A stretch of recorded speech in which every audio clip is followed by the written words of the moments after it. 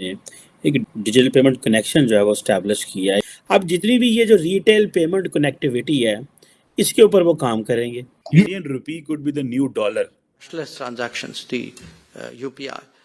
I think we record the largest number of cashless transactions in the world. United Payment Interface वो पाकिस्तान की भी गल करो ना यार, आप खुदा के लिए किस चीज की बातें कर रहे हो? एक सिस्टम है उनका और उन्होंने उसको सिंगापुर के साथ अपना कनेक्ट किया है। सरकारी अफसरान के पास मौजूद। एक चीज बता दूं आपको, अभी सबसे ज्यादा पेटेंट आपको पता है दुनिया में कहां से फाइल हो रहे हैं हर महीने? सबसे ज्यादा पेटेंट आरजू जी इंडिया में फाइल हो रहे हैं, सबसे ज्यादा पेटेंट अलोकेट भी इंडियंस को हो रहे हैं। सिस्टम है और इस वक्त जो उनको जो कर रहे हैं वो इस वक्त India, Bhutan, Nepal, Malaysia, Singapore, UAE, France, Oman and European union. मुझे मुराद सईद साहब की वो तकरीर याद आ गई कि 200 अरब डॉलर लाऊंगा, 100 अरब डॉलर IMF के मुंह पे मारूंगा। और इनका उनकी गुजरी यूपीआई, उसको कहते हैं United payment interface. I was shocked. अगले दिन मैंने मोदी जी की स्पीच उसके बारे में जब सुनी, वो किस तरीके से उन्होंने सिंगापुर के साथ उसको अटैच किया है।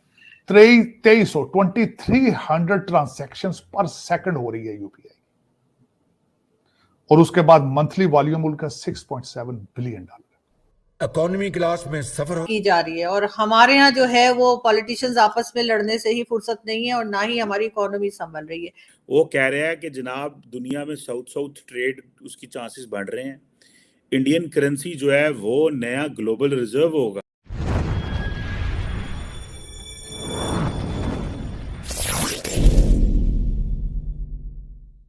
है तो यहाँ फोकस रहता है सीईओ बनने पे। बाय द वे एक चीज बता दूं आपको, अभी सबसे ज्यादा पेटेंट आपको पता है दुनिया में कहां से फाइल हो रहे हैं हर महीने? सबसे ज्यादा पेटेंट आरजू जी इंडिया में फाइल हो रहे हैं, सबसे ज्यादा पेटेंट अलोकेट भी इंडियंस को हो रहे हैं। तो ये तो भी देखिए, तो शुरुआत है। और ये जो इंडिया का बढ़ता हुआ वर्चस्व है, इंडिया बढ़ रहा है, आगे चल रहा है, और इंडियन का डायस्पोरा जो है वो उसका ब्रांड एम्बेसडर है। मेरा जूता है जापानी, ये पतलोन इंग्लिस्तानी, सर पे लाल टोपी, फिर भी दिल है हिंदुस्तानी। हमारे लोगों का जो दिल है ना, ये हिंदुस्तानी होता है और जमीन से जुड़े रहते हैं।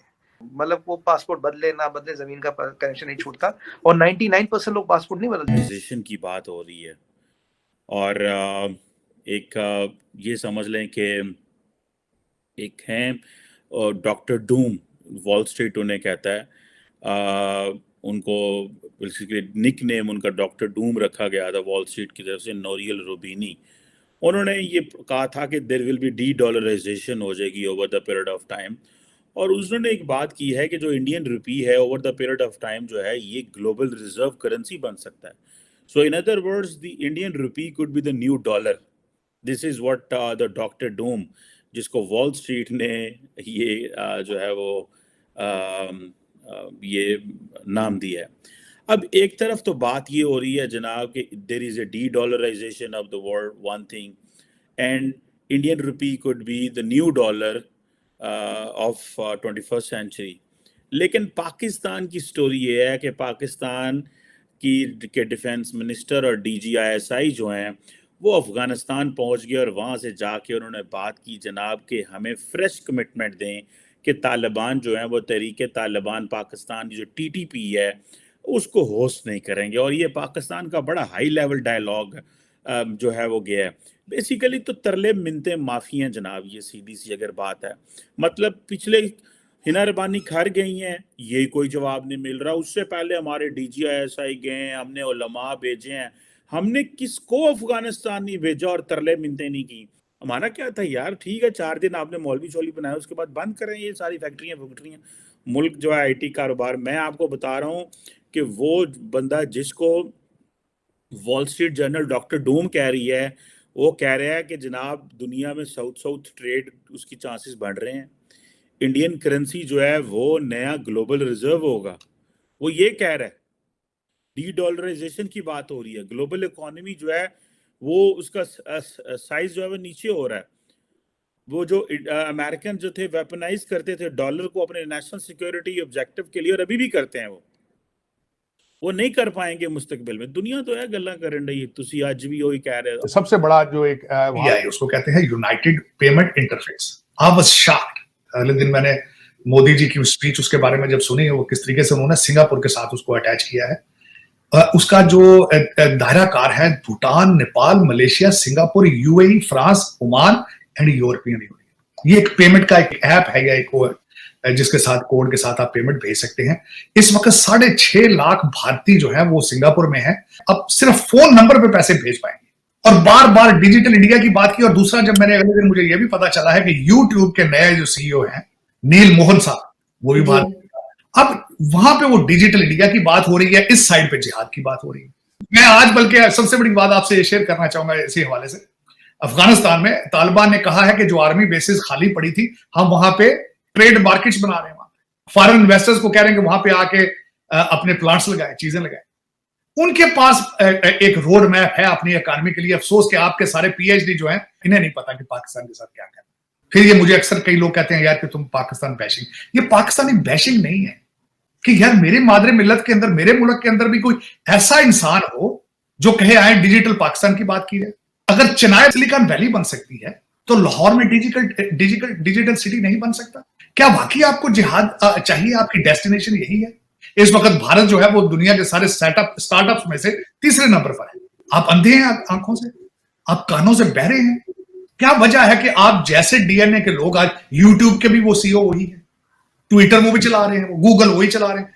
आप क्या बात है, आपको क्या मिशू, आप अपना इलाज क्यों नहीं करा लेते? आपको क्या वजह है कि हार्वर्ड और ग्रेजुएट के लोग पढ़े हुए जाकर आपको बेवकूफ बना रहे हैं, लेकिन आप सोच रहे हैं कि सलाहियत आपकी खत्म होती जा रही है? देखिए भट्टो से अगर देखें, आरजू भट्टो साहब भी हार्वर्ड ग्रेजुएट थे। लेकिन आरजू, मेरा ये क्वेश्चन आपसे है, बल्कि आज कोई एक ऐसा अदारा मुझे बता दें, कोई ऐसा एक शख्स बता दें, कोई एक वाहिद, जो पाकिस्तान के अंदर करप्शन को रोकने की कोशिश कर रहा है। पाकिस्तान में आप कर क्या रहे हैं? मुझे तो ये समझ ही नहीं आ रही कि व्हाट आर यू डूइंग। अब ये वहां पे एक स्टेप लिया गया, यूपीआई, यूनाइटेड पेमेंट इंटरफेस, एक सिस्टम है उनका, और उन्होंने उसको सिंगापुर के साथ अपना कनेक्ट किया है। उसके साथ उन्होंने कनेक्ट किया। मैं आई वाज सरप्राइज्ड कि वो जो यूपीआई सिस्टम है, एक ऐप है, उसके जरिए मुख्तलिफ मुल्कों से पेमेंट जो है दूसरे ममालिक के अंदर जाती है। और इस वक्त जो उनको जो कर रहे हैं वो इस वक्त India, Bhutan, Nepal, Malaysia, Singapore, UAE, France, Oman and European union. और इनका 2300 ट्रांसैक्शंस पर सेकंड हो रही है यूपीआई। और उसके बाद मंथली वॉल्यूम उनका $6.7 बिलियन। और इसमें और इस वक्त जो सबसे बड़ी बात बताऊंगा, इंडिया का नंबर स्टार्टअप्स में अमेरिका, चाइना के बाद तीसरा नंबर इंडिया का ही है। मेरी ख्वाहिश है आज भी, काश जिन लोगों की हम बातें कर रहे हैं, खान साहब हैं, चाहे मरियम नवाज हैं, चाहे बिलावल भुट्टो हैं, ये डिजिटल पाकिस्तान की बात करते हैं। काश, ये मेरी ख्वाहिश है, क्योंकि तरक्की इसी तरह पॉसिबल थी। मेरी ख्वाहिश थी कि ये इजहार करते कि पाकिस्तान के अंदर बहुत बड़े स्टार्टअप्स का आगाज होना चाहिए, यहाँ के अंदर कंप्यूटर सिटी बनाना चाहिए, यहाँ एक शहर को जिस तरह सिलिकॉन वैली कैलिफोर्निया में बन सकती है, जिस तरह का चेन्नई इंडिया में बन सकता है, हैदराबाद, लाहौर, ये यहाँ पे क्यों नहीं ये सारी चीजें हो सकती? इनको जिहाद की तरबियत और बार बार ये कहना ये सियासत नहीं जिहाद है, ये अपने अल्फाज चेंज क्यों नहीं करते, अपने डायरेक्शन चेंज क्यों नहीं करते? ये क्यों नहीं कहते कि हम डिजिटल पाकिस्तान की तरफ जाना चाहेंगे? ये यूपीआई के लेवल का अपना कोई ऐसा सिस्टम क्यों नहीं क्रिएट करने के बारे में सोचते ताकि पाकिस्तान अपने पांव पे खड़ा हो सके? क्या वजह है? अपने बच्चों को ऑक्सफोर्ड और कैम्ब्रिज में पढ़ाने वालों, क्या है, आपको क्या इशू है कि आप पाकिस्तान की तरक्की में इंटरेस्टेड नहीं है? आप क्यों, आप 76 साल से, आपके और आपके आबाओ अजदाद जो कि ब्रिटिश एजेंट थे, 76 साल से आप लूट रहे हैं और अपनी जायदादें लंदन और दुबई में बना रहे हैं, तो पाकिस्तान को क्यों नहीं जीने देते? आप 22 करोड़ लोगों को सांस क्यों नहीं लेने देते? ये मैं आज ही खासकर ये यूपीआई में इसलिए आपको बता रहा था कि यूपीआई ने अपनी एक कोलैबोरेशन की है सिंगापुर के साथ। क्यों की है? क्योंकि सिंगापुर में इस वक्त 6.5 लाख भारतीय निजात लोग वहां पे रह रहे हैं, काम कर रहे हैं, और वहां से जो उनकी रेमिटेंस आती है भारत की 4थे नंबर पे। और इस वक्त जब उन्होंने ये यूपीआई अपनी उनके साथ सिंगापुर पे के साथ अटैच की है, अपने फोन नंबर से पैसे भारत चला जाया करेंगे एक क्लिक के साथ। क्या आपके बच्चे ऑक्सफोर्ड और हार्वर्ड से यहां से जो पढ़ के जाते हैं, आंखों से अंधे हो जाते हैं कि वो जाके पाकिस्तान में डिजिटल पाकिस्तान की बात करने की बजाय जिहाद की ट्रेनिंग शुरू कर देते हैं? क्या वजह है? मैं खुद इसका जवाब ढूंढने की कोशिश कर रहा हूं। उम्मीद है कि आप भी कोशिश करें